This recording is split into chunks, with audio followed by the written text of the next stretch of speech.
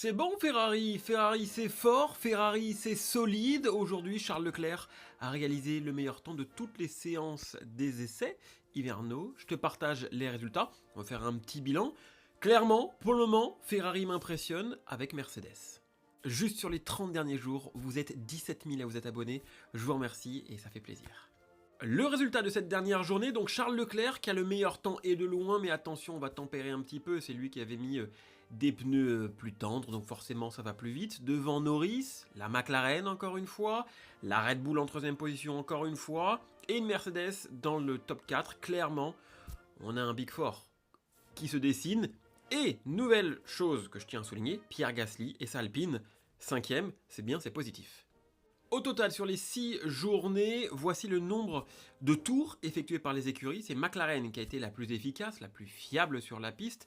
Mercedes, seulement 714, et aujourd'hui, un problème pour Kimi Antonelli.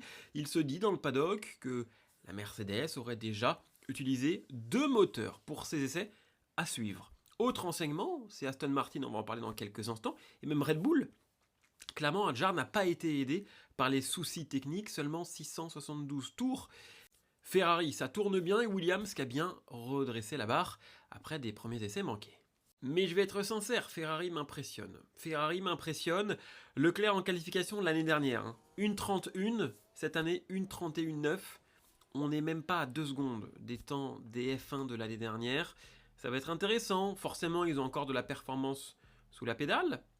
Ça peut être une belle année pour Ferrari. Selon McLaren, actuellement, il y a 2 écuries qui sont un peu en avance, Ferrari et Mercedes. Et juste derrière, Red Bull et McLaren. Et la cata du jour, c'est pour Aston Martin, ils sont très loin. Seulement 334 tours bouclés en 6 jours. À Bahreïn, c'est très peu, c'est très faible. En moyenne, c'est 27 tours, allez 28 tours par session, 55 tours par jour. C'est même pas l'équivalent d'un Grand Prix de Bahreïn qui fait 57 tours. Bref, c'est pas bon.